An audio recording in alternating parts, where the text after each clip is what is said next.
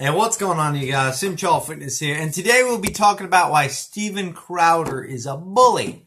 A bully, I say. Okay, so if you don't like rant videos or you don't like when it gets loud, I suggest you turn this video off because you're not going to like what I have to say. But then again, most of you probably don't like me anyway, so therefore you might as well stick around anyway so you can dislike me even further.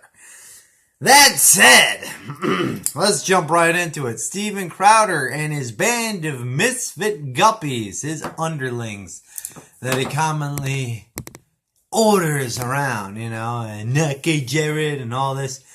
For those of you who don't know who Steven Crowder is, he's a conservative talk show host who sits there barking orders to his underlings in the form of Steven Crowder. And this is really a video as to why I don't subscribe to him, why I don't join Mug Club. Even though I am subscribed, I'm using subscribe as analogous to paying the $99 subscription Mug Club fee, which I really don't give a darn. Let me tell you why. He sits there, right, with his big podium in front of his, over in the university, right? And it says, change my mind on any given subject, right? And this dude comes on the thing. This is live, by the way. Dude comes on and starts giving some really good arguments as to why socialism is not evil. His whole thing with socialism is evil. And he's just pretty much stomping Crowder point by point, and Crowder just can't keep up with the man intellectually. And which is par for the course, because happens to be Crowder's kind of an idiot. And I think he'll admit that himself.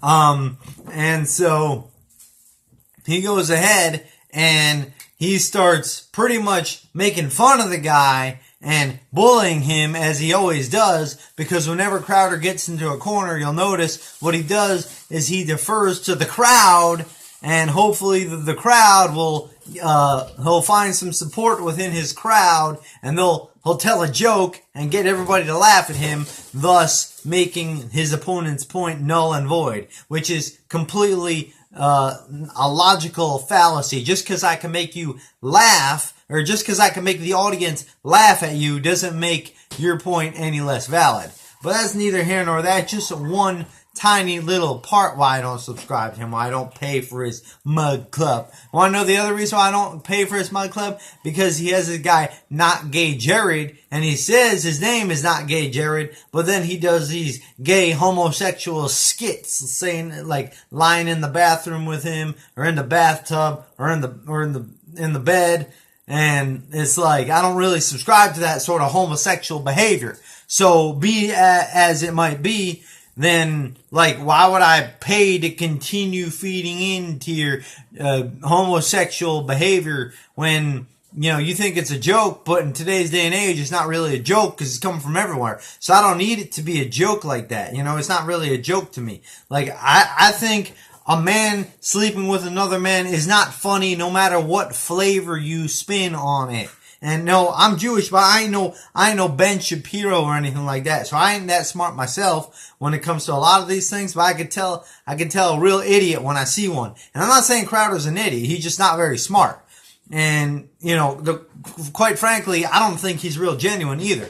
And, it just continues to piss me off that just because he's loud and brash and obnoxious and ignorant and, what's the word? Not ignorant, but, arrogant, right?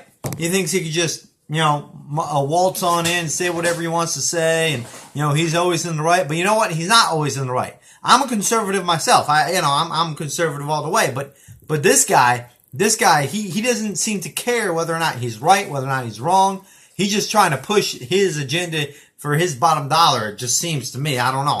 But, just like the gay thing, the fact that he's never going to admit when he's wrong, even when he is wrong. I've seen him get shut down in multiple debates before. The first time I saw him get shut down was with Joe Rogan. Joe Rogan on the subject of marijuana. Joe Rogan shut him down, put him in his place, and Crowder gets all real skittish, real nervous, right? All of a sudden he starts talking about a flight that he's about to miss, right? Like he's some type of, like he's some type of bigwig, like he can't change his flight last second, getting all nervous and scared, right? Because Joe Rogan putting him in his place, you know, like, and that's a debater.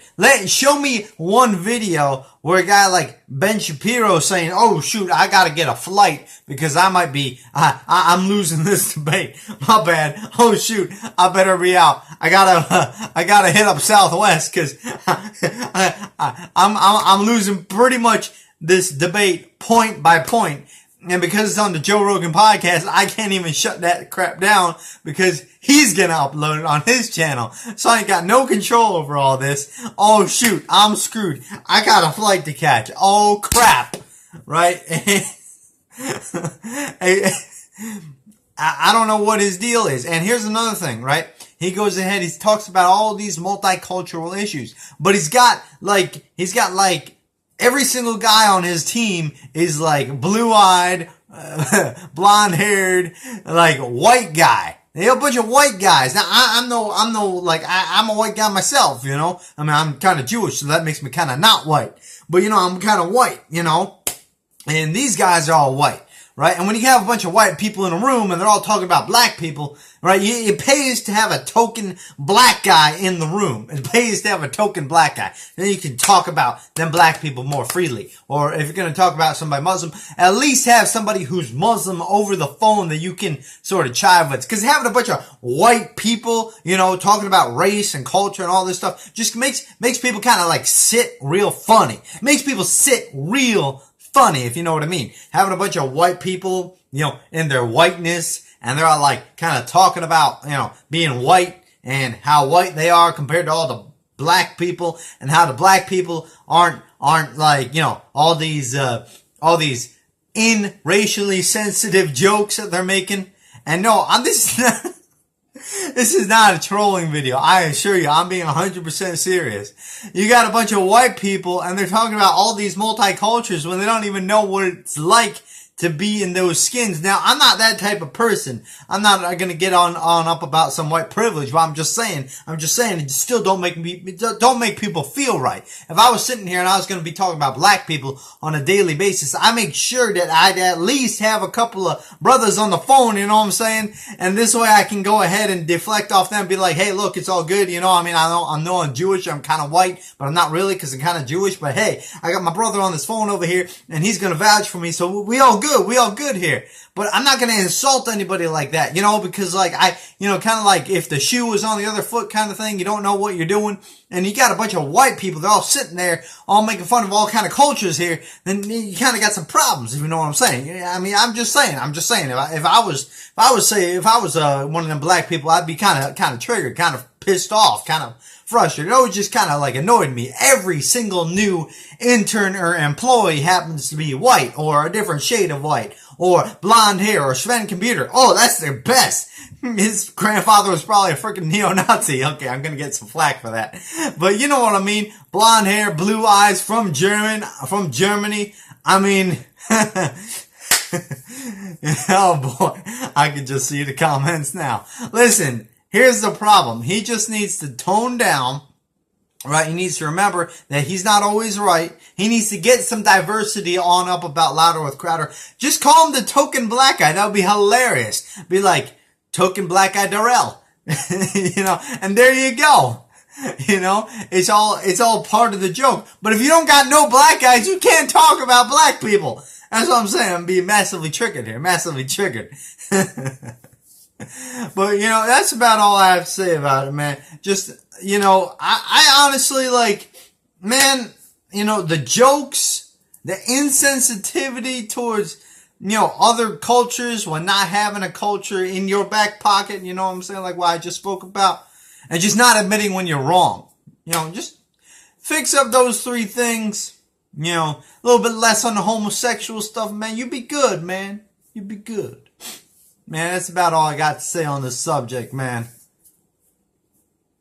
I'll talk to you. Hope's been informative, and I'll talk to you guys next time.